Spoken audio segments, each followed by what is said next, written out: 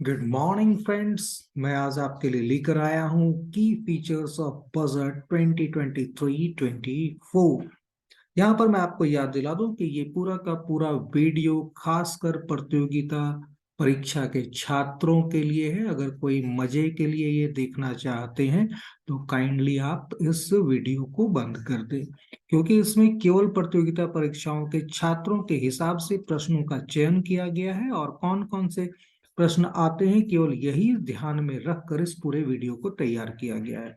तो आप लोग ज्यादा बेहतर होगा कि आप लोग इस वीडियो को ना देखें जो सिर्फ एंटरटेनमेंट के पर्पज से देख रहे हैं।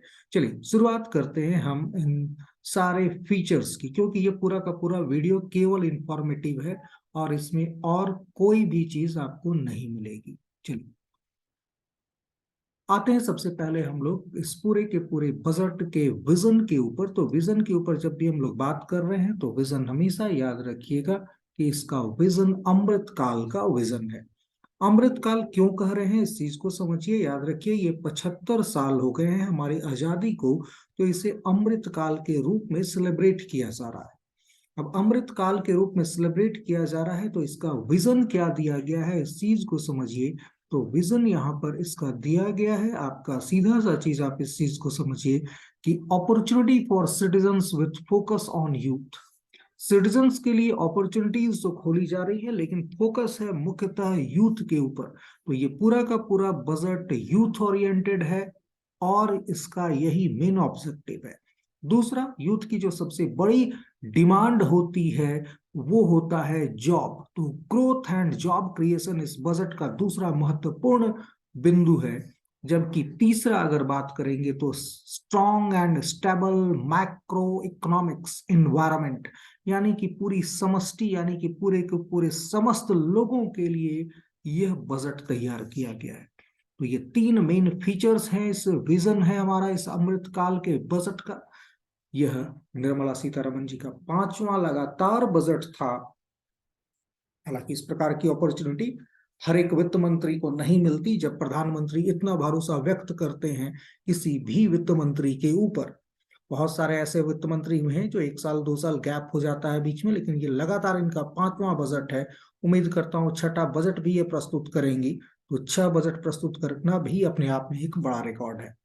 आगे चलिए देखते हैं इसमें और क्या क्या चीजें जोड़ी गई हैं। तो सबसे पहला अगर हम लोग बात कर रहे हैं इस पूरे के पूरे सेगमेंट में, तो पहला ही सेगमेंट अगर हम लोग बात करेंगे तो वो निकल कर आता है इसकी सप्तऋषिस यानी कि 7 प्रायोरिटीज के बारे में। इस बजट को 7 प्रायोरिटीज दी गई हैं, यानी कि 7 बिंदुओं पर इसे फोकस किया गया है। कौन कौन से बिंदु हैं सबसे पहले देखिए और समझिए ये है क्या। इस सप्तऋषि से प्रश्न तो आपको डायरेक्टली नहीं आएगा, लेकिन यह सीधे तौर पर अगर कहेंगे तो यूपीएससी के कई प्रश्नों को सॉल्व करने में सहायक है, क्योंकि इसके ऊपर अगर बात करेंगे तो बहुत सारे क्वेश्चन बनेंगे। सीधा प्रश्न नहीं पूछा जाएगा लेकिन इनडायरेक्ट क्वेश्चन की भरपूर चांसेस है। तो सप्तऋषि 7 प्रायोरिटीज में पहला है इंक्लूसिव डेवलपमेंट। तो इंक्लूसिव डेवलपमेंट के ऊपर ध्यान है पूरा का पूरा। रीचिंग द लास्ट माइल, यानी कि जो टारगेट हम ले रहे हैं उसका अंतिम माइल हम लोगों को यानी कि रिजल्ट के ऊपर फोकस्ड होना चाहिए। साथ में अगर बात करेंगे तो इंफ्रास्ट्रक्चर और इन्वेस्टमेंट के ऊपर पूरा का पूरा ध्यान है। सरकार करीब करीब 10 लाख करोड़ के आसपास इंफ्रास्ट्रक्चर के ऊपर लगा रही है लगातार कई वर्षों से। तो ये एक बहुत बड़ी अचीवमेंट है सरकार के लिए भी कि आने वाले 5 से 10 वर्षों में भारत इंफ्रास्ट्रक्चर के मामले में वर्ल्ड का चुनिंदा देशों में से एक हो जाएगा। वहीं पर यूथ पावर के ऊपर फोकस है। दूसरे साइड में अगर बात करेंगे तो अनलिसिंग द पोटेंशियल, यानी कि उनकी जो क्षमताएं हैं यूथ की उसे उद्घाटित करने पर भी ध्यान है। वहीं पर अगर बात करेंगे ग्रीन पावर या ग्रीन ग्रोथ के ऊपर पूरा का पूरा फोकस्ड है। ये ग्रीन ग्रोथ का मतलब आप यहाँ से ये समझ लीजिए कि ये इन्वायरमेंट फ्रेंडली डेवलपमेंट चाह रही है सरकार, पर्यावरण को नष्ट किए बिना। हाल के दिनों में जिस प्रकार से हम लोगों ने अलग अलग जगहों पर देखा कि धरती धंसने की घटनाएं हो रही हैं, भूमि धंस जा रही है, तो निश्चित तौर पर यह एक बड़े संकट को बतला रही है। तो यहाँ पर ग्रीन ग्रोथ को पूरी तरह से टारगेट में लिया गया है। साथ में फोकस है फाइनेंशियल सेक्टर, यानी कि फाइनेंशियल सेक्टर को कैसे मजबूत किया जाए जिससे भारत के युवा के, उद्यमियों के, साथ में आम लोगों की जो आवश्यकता है ऋण की, कर्ज की, उसे पूरा किया जा सके। तो यह तभी हो पाएगा जब फाइनेंशियल सेक्टर हमारा स्ट्रांग होगा। तो इस प्रकार से हमारा ये पूरा का पूरा प्रोजेक्ट रखा गया है। तो यहाँ पर याद रखिएगा, इन 7 प्रायोरिटीज के बाद हम डिस्कस करेंगे आने वाले अन्य बजट के हिस्सों पर। सबसे पहले हम लोग लेते हैं एग्रीकल्चर एंड कॉपरेटिव्स को। तो एग्रीकल्चर एंड कॉपरेटिव्स को यहाँ पर हम लोग लेंगे। तो यहाँ पर याद रखिएगा, यह भी एक बहुत महत्वपूर्ण हिस्सा है पूरे के पूरे इकोनॉमी का। हालांकि अगर बात करेंगे 17-18% के आसपास से ये हमारे जीडीपी को कंट्रीब्यूट कर रहा है, लेकिन फिर भी याद रखिएगा यह करीब करीब 55 से 54% भारतीयों की आजीविका का साधन है। यानी कि 55 to 54% लोगों को यह रोजगार देता है, भले ही जीडीपी में योगदान इसका लगातार कम होता जा रहा है। तो यहाँ पर याद रखिएगा, एग्रीकल्चर एंड कॉपरेटिव में इसका पहला जो फोकस एरिया है वो है बिल्डिंग डिजिटल पब्लिक इंफ्रास्ट्रक्चर। अब यहां पर याद रखिएगा, बिल्डिंग डिजिटल पब्लिक इंफ्रास्ट्रक्चर ये एक महत्वपूर्ण है फार्मर्स के लिए। तो फार्मर्स आज के टाइम में पीछे क्यों है, इस चीज को समझने की जरूरत है। तो फार्मर्स के पास इंफॉर्मेशन का अभाव होता है, तो यहाँ पर उनकी एक्सेसिबिलिटी बढ़ाई जाएगी, इंफॉर्मेटिव किया जाएगा अपनी जो उनकी समस्याएं हैं उनके सॉल्यूशन के प्रति। तो फार्मर्स को कहीं ना कहीं इंफॉर्मेटिव बनाने की, उनको सूचना प्रदान करने की कोशिश है। तो यहाँ पर डिजिटल पब्लिक इंफ्रास्ट्रक्चर को और ज्यादा मजबूत किया जाएगा। दूसरे साइड में अगर देखेंगे तो ANB, दैट मीन्स आत्मनिर्भर हॉर्टिकल्चर क्लीन प्लांट प्रोग्राम को भी लॉन्च किया जा रहा है। तो आत्मनिर्भर हॉर्टिकल्चर क्लीन प्लांट प्रोग्राम भी यहाँ पर लॉन्च होगा। और वैसे भी हॉर्टिकल्चर हमारा, एग्रीकल्चर में अगर हम लोगों को किसानों की आय बढ़ानी है तो महत्वपूर्ण बिंदु है हॉर्टिकल्चर। अगर आपने हॉर्टिकल्चर को डेवलप कर लिया तो निश्चित तौर पर आपने किसानों की एक बड़ी समस्या को सॉल्व कर लिया। याद रखिएगा, क्योंकि हॉर्टिकल्चर क्षेत्र में बहुत ज्यादा श्रम शक्ति खर्च करने की आवश्यकता नहीं होती है। एक बार श्रम शक्ति खर्च होती है, उसके बाद उस पूरे के पूरे बगीचे के मेंटेनेंस पर खर्च होता है। तो यहाँ पर याद रखिएगा, यह जो हमारे ग्रेन्स होते हैं, क्रॉप्स हैं, उनकी तरह नहीं है। तो लोगों की इनकम बढ़ाने का एक महत्वपूर्ण जरिया है ये। दूसरे साइड में making India global hub for millets, Bharat को मिलेट्स के लिए एक ग्लोबल हब के लिए तैयार करना है, जिस योजना को कहा गया है श्री अन्न। तो यहां पर याद रखिएगा, इसमें IIMR, that means Indian institute of millet research Hyderabad के सहयोग से पूरा का पूरा प्लान तैयार किया जा रहा है। वर्तमान में कहा जा रहा है कि ये जो हमारे मिलेट्स हैं यही हमारे सुपर फूड है। इस सुपर फूड के ऊपर नजर है श्री अन्न के रूप में। वैसे भी जब पूरे के पूरे विश्व में गेहूं का संकट छाया हुआ है तो निश्चित तौर पर यह योजना आने वाले समय के लिए वरदान साबित होगी। वहीं पर बात करेंगे setting up agricultural accelerator fund. अब आपने कभी भी स्टार्टअप्स नहीं सुने होंगे एग्रीकल्चर में, तो पहली बार एग्रीकल्चर सेक्टर में स्टार्टअप्स की घोषणा की जा रही है और यह रूरल एरियाज के लिए है। तो एक बहुत बड़ी, एक नई कह सकते हैं शुरुआत होने वाली है कि एग्रीकल्चर सेक्टर में हम लोग स्टार्टअप्स की बात कर रहे हैं, रूरल एरियाज के स्टार्टअप्स की बात कर रहे हैं। तो ये एक अनोखी चीज है जो इस बजट में सबसे ज्यादा ध्यान खींचेगी।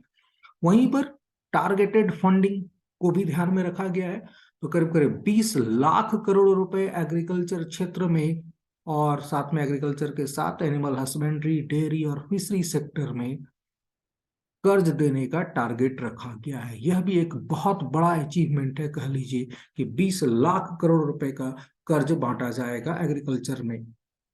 वहीं पर अगर बात करेंगे सेटिंग की जा रही है या स्थापित किए जा रहे हैं स्टोरेज कैपेसिटी, तो स्टोरेज कैपेसिटी किसानों के लिए बहुत ज्यादा जरूरी है।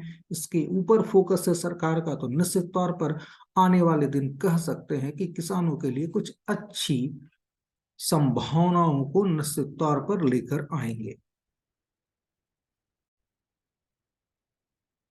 सबका साथ सबका विकास, ये दैट मीन्स इंक्लूसिव डेवलपमेंट की बात की जा रही है। सबसे पहले हम लोग देख रहे हैं एग्रीकल्चर के बाद हेल्थ सेक्टर पर। हेल्थ सेक्टर में बहुत कह सकते हैं कि एक अच्छी शुरुआत की गई है। 157 न्यू नर्सिंग कॉलेजेस को स्टैब्लिश किया जाना है। तो याद रखिए ये बहुत महत्वपूर्ण घोषणा है। 157 नर्सिंग कॉलेज, न सिर्फ इससे 157 नर्सिंग कॉलेज में रोजगार बढ़ेगा, बल्कि ट्रेंड जो पर्सन्स हैं हमारे पूरे के पूरे हॉस्पिटल सेक्टर में, वहां पर ग्रोथ आएगी। तो इस प्रकार से ये बहुत महत्वपूर्ण घोषणा है। वहीं पर एक और महत्वपूर्ण प्रश्न देख लीजिए, सिकल सेल एनीमिया के एलिमिनेशन का मिशन लॉन्च किया गया है। तो सिकल सेल एनीमिया को निश्चित तौर पर भारत सरकार जल्द ही खत्म करने के लिए अब अग्रसर हो रही है। वहीं पर एक नया प्रोग्राम भी लॉन्च किया गया है फार्मास्यूटिकल्स के रिसर्च के ऊपर, क्योंकि फार्मास्यूटिकल्स एक ऐसा सेक्टर है जिसमें लगातार नई नई चुनौतियां आती रहती हैं। तो उनके रिसर्च में निश्चित तौर पर पब्लिक और प्राइवेट दोनों ही प्रकार के लोगों को शामिल किया जा रहा है। तो एक joint public and private medical research कह सकते हैं कि शुरुआत की गई है, जिसे इनकरेज किया जाएगा Indian council of medical research के डिफरेंट लैब्स के द्वारा। तो याद रखिएगा ये एक महत्वपूर्ण पूरी की पूरी खबर है, जो जॉब क्रिएशन के लिए काफी इंपॉर्टेंट मानी जाती है। वहीं पर अगर हम लोग बात करेंगे हेल्थ सेक्टर में या फिर कह लीजिए एजुकेशन सेक्टर में खर्चे को लेकर, तो सरकार की अगर बात करेंगे 14, 15, 16 काफी आलोचना हुई थी कि सरकार हेल्थ सेक्टर पर, एजुकेशन पर कम खर्च करती है। तो यहाँ पर याद रखिएगा फाइनेंशियल ईयर में अगर बात 2019 में करेंगे तो हेल्थ में 1.4% खर्च हो रहा था, वही अब 2023 में यह 2.1% हो गया है। एक बड़ा अचीवमेंट है। वहीं पर एजुकेशन सेक्टर को भी लेकर सरकार की काफी आलोचना की जा रही थी कि कम खर्च हो रहा है। तो 2.8 से 2.9% तक ये हमारा टोटल जीडीपी का जा चुका है। तो यह भी एक अच्छी खबर है निश्चित तौर पर। आगे देखते हैं। यहाँ पर याद रखिएगा कुछ बड़े माइलस्टोन हम लोगों ने अचीव किए हैं, उन लोग के ऊपर भी हम लोगों को चर्चा करनी है। तो यहाँ पर अब 9 करोड़ ड्रिंकिंग वाटर कनेक्शंस जो रूरल हाउसेज में है, उनके ऊपर टारगेट है कि 9 करोड़ ड्रिंकिंग वाटर प्रोवाइड हो जाए। वहीं पर अगर बात करेंगे कैश ट्रांसफर की बात करेंगे तो 2.2 लाख करोड़ रुपीस, करीब करीब 11.4 करोड़ फार्मर्स को दिया जा रहा है पीएम किसान प्रोग्राम के तहत। वहीं पर अगर बात करेंगे इंश्योरेंस कवरेज जो है, वह करीब करीब 44.6 करोड़ लोगों तक जा पहुंचा है। ये दो प्रकार की योजना है, पीएमएसबीवाई। पीएमएसबीवाई का फुल फॉर्म है प्रधानमंत्री सुरक्षा बीमा योजना, और दूसरी है पीएमजेजेवाई, यानी कि प्रधानमंत्री जीवन ज्योति बीमा योजना।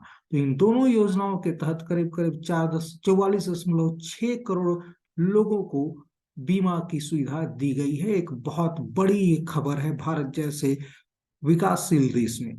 वहीं पर प्रधानमंत्री जनधन अकाउंट में अभी तक 47.8 करोड़ अकाउंट्स खोले जा चुके हैं। तो प्रधानमंत्री जनधन अकाउंट में इतने भारी संख्या में अकाउंट का खुलना निश्चित तौर पर एक बहुत बड़ी खबर है। जब खासकर मैं देखता हूं 2012 या 2011 से लेकर 2014 तक महज 2.5 करोड़ नए अकाउंट्स खुले थे, वहीं पर 47.8 करोड़ नए अकाउंट खुलना निश्चित तौर पर एक बहुत बड़ा माइलस्टोन है। वहीं पर अगर बात करेंगे कोविड वैक्सीन की, तो करीब करीब 220 करोड़ कोविड वैक्सीन दी जा चुकी है 102 करोड़ लोगों को। ये विश्व में सबसे ज्यादा संख्या में वैक्सीनेशन किया गया है, और वर्ल्ड में यह नंबर 1 है किसी भी देश के लिए। चीन जैसा देश भी इतनी भारी संख्या में वैक्सीनेशन नहीं करवा पाया है। वहीं पर एलपीजी कनेक्शन में 9.6 करोड़ एलपीजी कनेक्शन अभी तक दिए जा चुके हैं। उज्ज्वला कनेक्शन में यह भी एक बहुत बड़ा माइलस्टोन है। वहीं पर 11.7 करोड़ हाउस होल्ड में, करीब करीब कह सकते हैं 12 करोड़ घरों में टॉयलेट्स की व्यवस्था सर्व आपका अगर बात करेंगे स्वास्थ्य भारत मिशन के अंतर्गत की गई है। तो यह भी एक महत्वपूर्ण पड़ाव है पूरे के पूरे कह सकते हैं इस सुरक्षा चक्र जो भारत सरकार लगातार आगे बढ़ाती जा रही है उसमें। तो इस प्रकार से आप देख रहे हैं कि कितना ज्यादा महत्वपूर्ण घोषणाएं निकल कर आ रही हैं। तो इन सारी घोषणाओं को हम लोग समझ सकते हैं कि कितनी ये महत्वपूर्ण है और आने वाले समय में कितना ज्यादा ये अहम योगदान देगी। 7 प्रायोरिटीज में अगला था हमारा reaching the last mile. Reaching the last mile का मतलब यहाँ पर यह है कि जो हमारा बिल्कुल परिधि के ऊपर या बिल्कुल अंतिम छोर पर उपलब्ध व्यक्ति है, उस तक अपनी यानी कि सरकार की पहुंच को स्थापित करना। इसमें बहुत महत्वपूर्ण पीवीटीजी योजना आ रही है। अब यहाँ पर पीवीटीजी मिशन क्या है, इस चीज को भी आपको जानना जरूरी होगा। तो यहाँ पर याद रखिएगा, पर्टिकुलरली वनरेबल ट्राइबल ग्रुप्स, विशेष रूप से बात कर रहे हैं हम लोग यहाँ पर वनरेबल ट्राइबल ग्रुप्स की, जो असुरक्षित जनजातियों के समूह हैं। इनकी सबसे ज्यादा संख्या उड़ीसा में पाई जाती है। 13 जनजाति वहां पर हैं जो काफी ही वनरेबल हैं, असुरक्षित हैं। उनके बीच में एजुकेशन का प्रचार प्रसार नहीं हुआ है। उनकी अगर कहेंगे तो घरों की स्थिति अच्छी नहीं है, या कह लीजिए कई तो ऐसे आदिवासी समूह हैं जो घरों में रहते ही नहीं हैं। तो यहाँ पर याद रखिएगा, इस प्रकार के लोगों तक अपनी पहुंच सरकार की स्थापित करना, ये एक महत्वपूर्ण इस मिशन का लक्ष्य है। तो यहाँ पर इसी उद्देश्य से प्रधानमंत्री पीवीटीजी डेवलपमेंट मिशन लॉन्च किया गया है, ताकि उन वैसे ट्राइबल्स तक हमारी मदद पहुंच सके, हमारी सरकार उन तक पहुंच सके जो अभी तक हमारी सरकार की पहुंच से काफी दूर है। अगला है हमारा financial assistance to be given for sustainable micro irrigation in drought prone region of Karnataka. Karnataka के वैसे क्षेत्र जो सूखाग्रस्त हैं, वहां पर माइक्रो इरिगेशन की व्यवस्था करवाना, खासकर यह तब महत्वपूर्ण भी हो जाता है जब कर्नाटका जैसे राज्यों में सूखे का अति गंभीर संकट विद्यमान है। हालांकि आप हर एक राज्य में देखेंगे तो इस प्रकार के सूखाग्रस्त क्षेत्र आपको मिल जाएंगे। अगर आप बात करेंगे बिहार की, तो जहानाबाद गया का इलाका ये हमेशा बारिश से वंचित क्षेत्र रहा है। झारखंड की बात करेंगे तो झारखंड में आपका पलामू का इलाका है, चतरा का इलाका है जो बारिश से वंचित रहा है।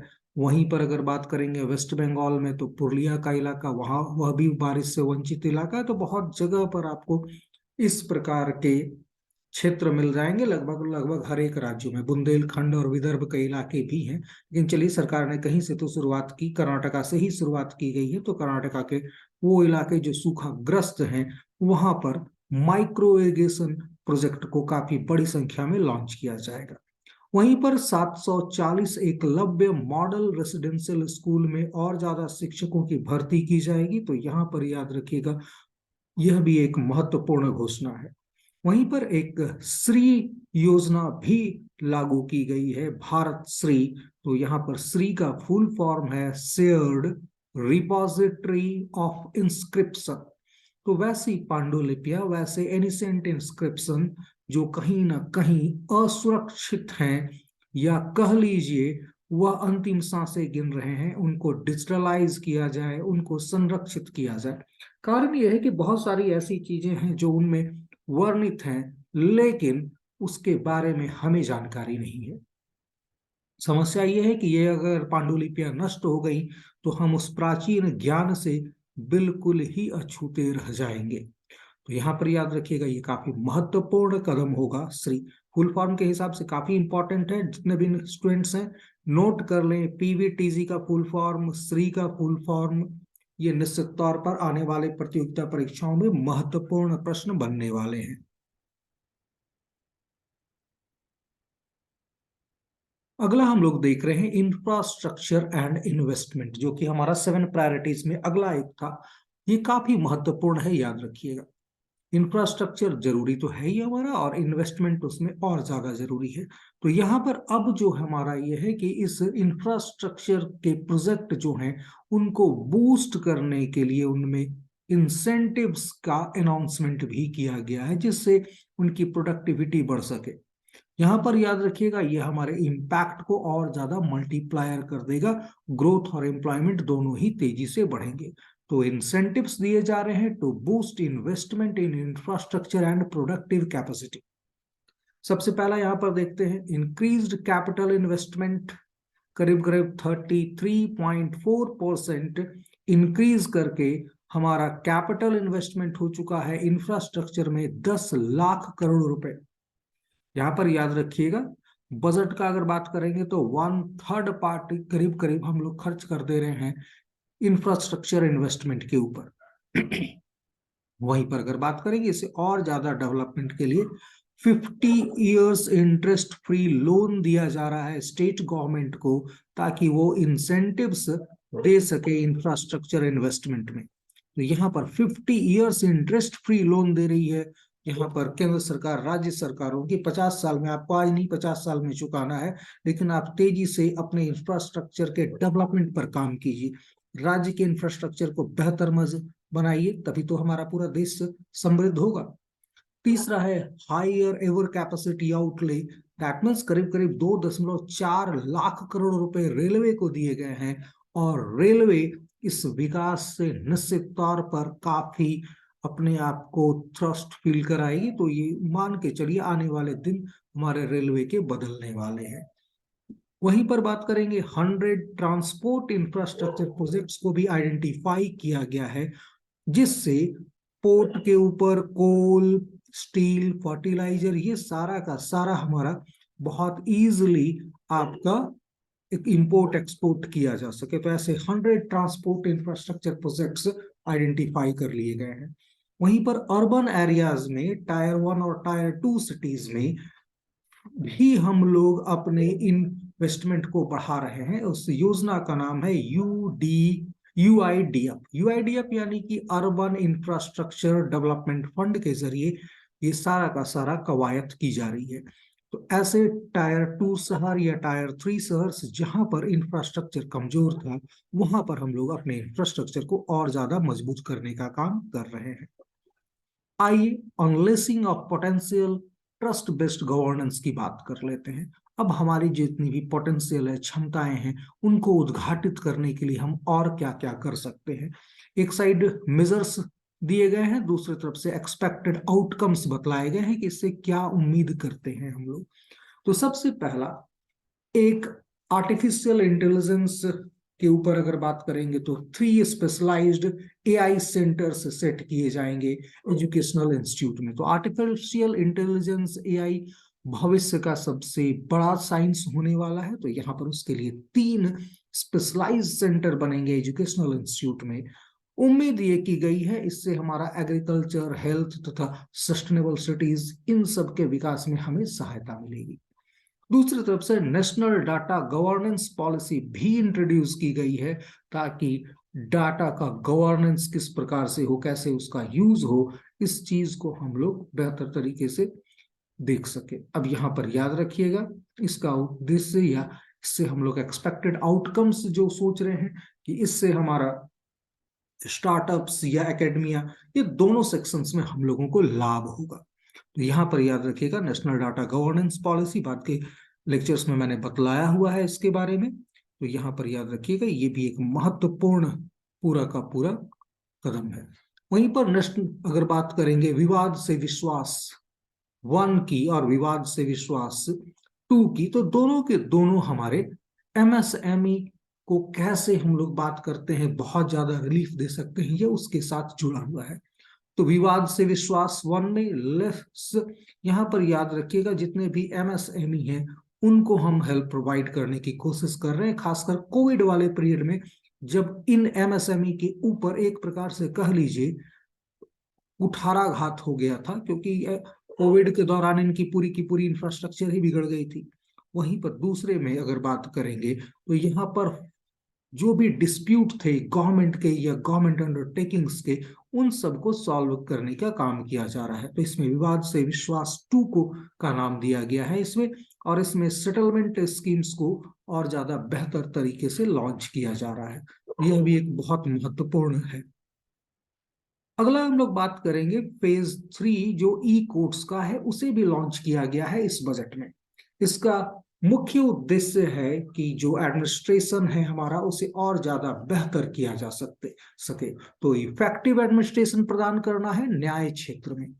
वहीं पर एंटिटी डिजी लॉकर्स की सुविधा उनका भी विस्तार हो रहा है। तो यहाँ पर याद रखिएगा, ऑनलाइन स्टोर करना, शेयर करना डॉक्यूमेंट्स को, और यह हमारे बिजनेस इकोसिस्टम में के लिए और ज्यादा हेल्पफुल साबित होगा। तो एंटिटी डिजी लॉकर ये भी सेटअप किए जा रहे हैं बिजनेस इंटरप्राइजेस के लिए, साथ में चैरिटेबल ट्रस्ट के लिए, जिसमें ये अपने डॉक्यूमेंट्स को, जैसे हम विद्यार्थियों के को बतलाते हैं कि आप अपने डॉक्यूमेंट्स को डिजी लॉकर में सेव कर सकते हैं, उसी प्रकार से ये एंटिटी डिजी लॉकर्स है जिसमें हमारे बिजनेस ग्रुप भी अपने डॉक्यूमेंट्स को सेव कर पाएंगे। और बहुत इंपॉर्टेंट घोषणा इस बजट में देखने को मिली तब जब यहाँ पर 100 लैब्स बनाए जा रहे हैं 5G सर्विसेज के लिए। तो यहाँ पर याद रखिएगा, इससे एम्प्लॉयमेंट पोटेंशियल भी बढ़ेगा और बिजनेस अपॉर्चुनिटी भी बढ़ेगी। तो बहुत बड़ा कदम ये भी है। वहीं पर R&D ग्रांट्स जो लैब के लिए हैं वो हमारा लैब ग्रोन डायमंड्स के लिए है, LGD सेक्टर के लिए। तो यहाँ पर भी ग्रांट्स दिए जा रहे हैं उनके रिसर्च के लिए। टू रिड्यूस, अब यहाँ पर सीधा सा है कि इंपोर्ट के ऊपर जो निर्भरता है उसे खत्म करना है। कारण सीधा सा है, हम लोग डोमेस्टिक प्रोडक्शन को यहाँ पर इंक्रीज करने का काम कर रहे हैं। तो इस प्रकार से काफी महत्वपूर्ण घोषणाएं इस बजट में निकल कर आ रही हैं इस सारे के सारे सेक्शन में। अगला पॉइंट अगर बात करेंगे तो ग्रीन ग्रोथ है, जो कि हमारा शुरुआत में जो 7 पॉइंट्स दिए गए थे बजट में उसमें से ही एक है। इस ग्रीन ग्रोथ के लिए एक महत्वपूर्ण योजना एकदम से स्टूडेंट्स इसको ध्यान में रख ले, ये पक्का आपके एग्जाम में आने वाला है। पीएम प्रणाम को लॉन्च किया गया है। अब ये पीएम का क्या प्रणाम है, किसे कर रहे हैं प्रणाम, देख लीजिए ऊपर में फुल फॉर्म लिखा हुआ है, PM programme for restoration, awareness, nourishment and amelioration of mother earth. तो यहां पर याद रखिएगा, हमारे जो मदर अर्थ है इसे पूरी तरह से सुरक्षित करने के लिए, रीस्टोर करने के लिए पीएम प्रणाम नामक योजना लॉन्च की गई है। तो यहाँ पर याद रखिएगा, ये इन्वायरमेंट मिनिस्ट्री की एक महत्वपूर्ण कोशिश है। अब आप लोगों ने देखा ही है कि कोविड के दौरान कैसे, जब पूरे के पूरे महीने 2 महीने तक हमारी सारी इंडस्ट्री, सारा हमारा ट्रांसपोर्टेशन बंद रहा था, तो कैसे हमारी पूरी की पूरी इन्वायरमेंट रीस्टोर हुई थी। मैं तो कहता हूँ कि साल में 52 संडे होते हैं। अब 52 संडे में अगर आप उसमें से 50% संडे ले ले, कम से कम 25-26 संडे ले ले, और एक महीने का अप्रैल महीना या मई महीने में कंप्लीटली लॉकडाउन लगा देना चाहिए, मेरे विचार से तो ये ज्यादा बेहतर होगा। अब बाकी 52 संडे में से बाकी हम लोग यूज कर लेंगे, साल के पूरे साल में जितने भी संडे हम लोग उसे यूज करेंगे। सप्ताह में थोड़ा सा अप एंड डाउन किया जाए, वर्किंग आवर्स बढ़ाए जाएं। तो इस प्रकार से हम लोग निश्चित तौर पर अर्थ को रीस्टोर करने का मौका देंगे। अगर एक महीने के लिए या एक महीने के लिए न सही तो नवरात्रा में, कम से कम नवरात्र में 9-10 दिनों के लिए पूरी की पूरी इकोनॉमी को शट डाउन किया जाए। और ये जो इकोनॉमी 10-10 दिन के लिए शट डाउन होगी, निश्चित तौर पर रीस्टोर कर देगी पूरा का पूरा। और दूसरी बात है, लोग भक्ति भावना में लगे रहेंगे, थोड़ा पूजा पाठ भी कर लेंगे इस दौरान, तो ये भी अच्छा ही होगा। और इसे बंद करना चाहिए पूरा का पूरा, क्योंकि जिस प्रकार से लॉकडाउन में हम लोगों ने देखा कि रीस्टोर हो गई हमारी पूरी की पूरी क्लाइमेट, पूरा का पूरा हमारा नेचर, हिमालय दूर से ही दिखने लगा क्योंकि आकाश की हवा साफ हो गई थी। तो यहाँ पर याद रखिएगा, कुछ मजबूरी में कदम लिया गया था, लेकिन उसने कई राहें खोल दी। तो निश्चित तौर पर हमें कुछ आगे की ओर सोचना चाहिए। खैर चलिए, ये तो बाद की बात है। फिलहाल पीएम प्रणाम से काम चलाइए। वहीं पर एक और आपको इम्पोर्टेंट योजना देखने को मिल रही है, वो है मिस्टी। मुझे तो कलकत्ता का मिस्टी दो ही याद आ गया, लेकिन फिर भी बात करेंगे मिस्टी की। तो हम लोग जब कैंटीन में खाया करते थे तो मिष्टी दो ही बड़ी बड़ी फेमस हुआ करती थी कि भाई मिष्टी दो ही चाहिए। तो ये वो मिष्टी नहीं है, ये हमारा आपका मिष्टी है। अब यहाँ पर सस्टेनेबल इकोसिस्टम के डेवलपमेंट के लिए ये योजना लाई गई है क्या ये जानिए। Mangroves initiative for shoreline habitat and tangible income.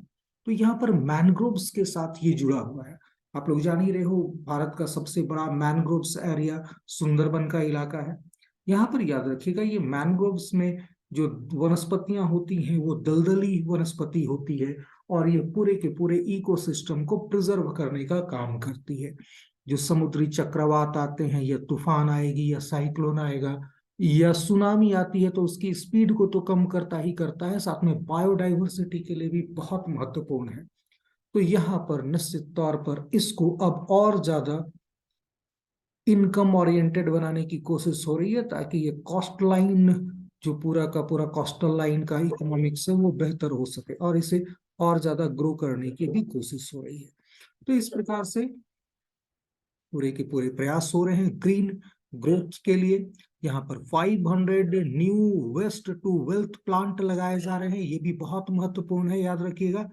500 पूरे देश भर में वेस्ट टू वेल्थ, यानी कि वो चीजें जो बिल्कुल वेस्टेज हैं उसको वेल्थ में कन्वर्ट किया जाएगा, और इसके लिए जो योजना तैयार की गई है उसका नाम दिया गया है गोबर्धन। अब यहाँ पर गोबर्धन, इसका फुल फॉर्म याद रखिए, what is Gobardhan? Galvanizing organic bio agro resource धन, इट इज कॉल्ड गोबर्धन। ध्यान देंगे, ये तीनों के तीनों फुल फॉर्म बहुत अट्रैक्टिव है, और आने वाले परीक्षाओं के लिए एकदम से अचूक प्रश्न के रूप में ये आ रहे हैं। तो आप इनको तीनों को बिल्कुल याद कर लीजिए, what is Pranam, what is Mishti and what is Gobardhan. तो इस प्रकार से आपके प्रश्नों की सीरीज यहाँ पर से आपको मिल रही है, एक नहीं बल्कि एक साथ तीन तीन प्रश्न इस पेज में आपको मिले हैं। अब आते हैं आगे, नेक्स्ट हमारा जो है वहां पर है वो अमृत पीढ़ी यूथ पावर के बारे में बात कर रहे हैं। तो यूथ पावर के बारे में अगर बात करेंगे तो यहाँ पर PMKVY 4.0 को लॉन्च किया जा रहा है।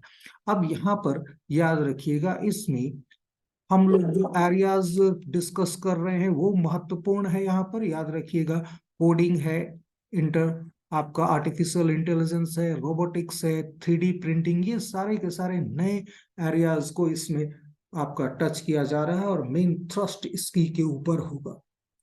दूसरा यहाँ पर है measure to boost tourism sector. Tourism sector को भी यहाँ पर बूस्ट करने का प्रयास हो रहा है। तो at least 50 destination to be selected through challenge mode, करीब करीब इसे चैलेंज मोड में ही लिया है सरकार ने, और यहाँ पर वह विभिन्न पैकेजेस, डोमेस्टिक हो या फॉरेन टूरिस्ट को अट्रैक्ट करने की कोशिश करेगी, डिफरेंट कंप्लीट पैकेजेस प्रोवाइड करके। याद रखिएगा, टूरिज्म एक ऐसा सेक्टर है जहां पर बात करेंगे तो हिंग लगे ना फिटकिरी और रंग भी चोखा आए की कहावत साबित होती है। याद रखिएगा, भारत को सिर्फ स्वच्छ रखना है, साफ सुथरा रखना है। टूरिस्ट डेस्टिनेशन तो ऑलरेडी बने बनाए भारत को गिफ्ट के रूप में मिले हैं, चाहे वो धौलावीरा के खंडहर हो, या अगर बात करेंगे लोथल का गोदीबाड़ा हो, डिफरेंट अलग अलग आर्कियोलॉजिकल साइट्स हैं। साथ में अब बागपत का सोनौली भी आ गया है, जो करीब करीब 4000 साल पुराना है। पूरे विश्व की रुचि है इस क्षेत्र में। तो यहाँ पर याद रखिएगा, ये बहुत महत्वपूर्ण होने वाला है। तो यहाँ पर टूरिज्म सेक्टर को बूस्ट करना इंडिया में कहीं आसान है बनस्पत अन्य किसी देश के। साथ में यहाँ पर याद रखिएगा, state will be encourage to set up unity mall. अब यहाँ पर हर एक डिस्ट्रिक्ट में एक यूनिटी मॉल स्थापित करने की कोशिश की जा रही है। वन डिस्ट्रिक्ट वन प्रोडक्ट को भी यहाँ पर ध्यान में रखा गया है। ODOP को ध्यान में रखकर, वह ODOP का फुल फॉर्म आप लोग भी इसे नोट कर लीजिए, ODOP, one district one product को यहाँ पर ध्यान में रखा जाएगा, और उनके सेल्स को प्रमोट करने की कोशिश की जाएगी। साथ में अगर बात करेंगे, हैंडीक्राफ्ट प्रोडक्ट भी होंगे। साथ में GI जो भी वहां का है, यानी कि GI मतलब आप समझ रहे हैं, ज्योग्राफिकल इंडिकेशन। हर एक जगह के कुछ ऐसे प्रोडक्ट होते हैं जो उसी ज्योग्राफिकल एरिया में प्रेजेंट होते हैं, जिन्हें हम GI टैग देते हैं। जैसे कोलकाता का रसगुल्ला है, वहीं पर अगर बात करेंगे तो तिरुपति बालाजी के लड्डू हैं।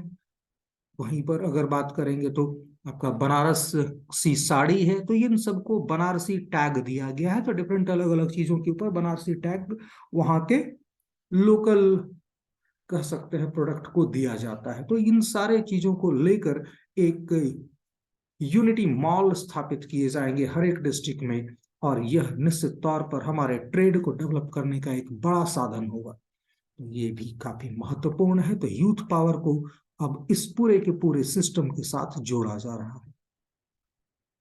Financial sector another important sector यहाँ पर याद रखिएगा होने वाला है। यहाँ पर जो कोशिशें की जा रही हैं उसमें सबसे महत्वपूर्ण है महिला सम्मान बचत पात्र। यहाँ पर याद रखिएगा महिला सम्मान एक नई स्कीम लॉन्च की गई है। इसकी लिमिट दी गई है 2 लाख रुपए तक का। तो 2 लाख रुपए प्रति महिला प्रति वर्ष डिपॉजिट कर सकती है और उसके ऊपर एक अच्छा इंटरेस्ट रेट 7.5% फर्स्ट ईयर के लिए अनाउंस किया गया है। तो जिस प्रकार से प्रोविडेंट फंड के ऊपर सरकार इंटरेस्ट रेट में सब्सिडी देती है उसी प्रकार से यहाँ पर भी देगी। तो यहाँ पर महिला सम्मान बचत पत्र का अनाउंसमेंट किया गया है। बहुत जबरदस्त ये स्कीम है, आपकी याद रखिएगा। वहीं पर सीनियर सिटीजन्स को भी बेनिफिट दिया गया है। मैक्सिमम डिपॉजिट लिमिट उनके लिए बढ़ा के 15 लाख से 30 लाख कर दिया है, यानी कि 30 लाख रुपए तक वो अपना बचत में जमा कर सकते हैं। तो यह भी एक महत्वपूर्ण है उनके इनकम के स्रोतों के लिए, और उसके ऊपर भी सरकार सब्सिडी देगी कुछ ना कुछ इंटरेस्ट रेट में। वहीं पर क्रेडिट गारंटी स्कीम लाई जा रही है एमएसएमई के लिए। अब यहाँ पर क्रेडिट गारंटी स्कीम जो हमारे medium small and micro small and medium enterprises है उन लोगों के लिए दिया जा रहा है। ये कोलेट्रल फ्री गारंटी होगी 2 लाख करोड़ रुपए की। तो 2 लाख करोड़ रुपए की व्यवस्था की गई है। जिस प्रकार से एग्रीकल्चर सेक्टर के लिए 20 लाख करोड़ रुपीज का क्रेडिट अवेलेबल कराया गया है, उसी प्रकार से सिमिलरली एमएसएमई के लिए 2 लाख करोड़ रुपए की फ्री गारंटी क्रेडिट उपलब्ध कराई गई है।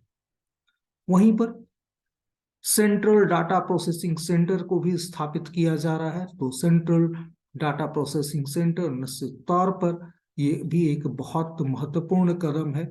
इसकी सहायता से हम लोग जो वर्क है उसे काफी तेजी से और ज्यादा हैंडल कर पाएंगे। अगर बात हम लोग कर रहे हैं फिस्कल मैनेजमेंट की, तो यह भी बहुत महत्वपूर्ण, यहां से भी प्रश्न आपके प्रतियोगिता परीक्षाओं में आते हैं। जैसे कि फिस्कल डेफिसिट में अगर बात करेंगे तो 3.5% ऑफ ये आपका टारगेट रखा गया है कि फिस्कल डेफिसिट हम लोग 3.5% रखेंगे। तो यहां पर याद रखिएगा। अब यहां पर ये पूरा का पूरा जो सिस्टम है फिस्कल डेफिसिट का, फिस्कल कंसोलिडेशन का, इसका टारगेट है फिस्कल डेफिसिट बिलो 4.5% तक लेकर आना 25-26 तक। हालांकि ये टारगेट ऐसा है जिसे अटल बिहारी वाजपेयी सरकार के बाद किसी भी सरकार ने बहुत सीरियसली नहीं लिया है, क्योंकि परिणाम देखने को मिला जब अटल बिहारी वाजपेयी की सरकार ने फिस्कल कंसोलिडेशन पर काम करना शुरू किया।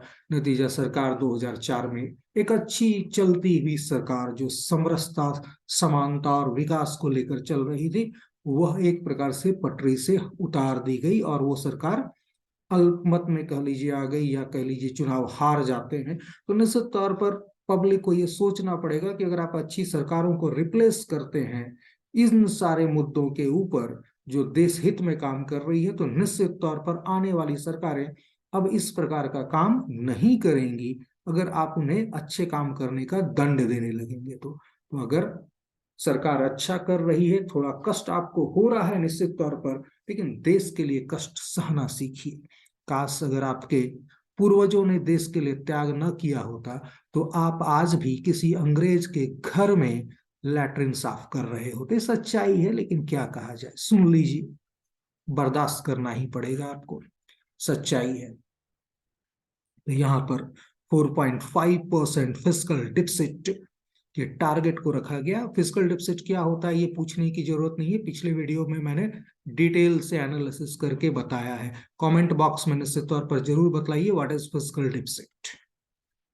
तो इस प्रकार से हमारा ये पूरा का पूरा पहला सेशन मैं यहाँ पर कंप्लीट कर रहा हूँ। बजट के ऊपर दूसरा सेशन जल्द ही आपके सामने आएगा। धन्यवाद।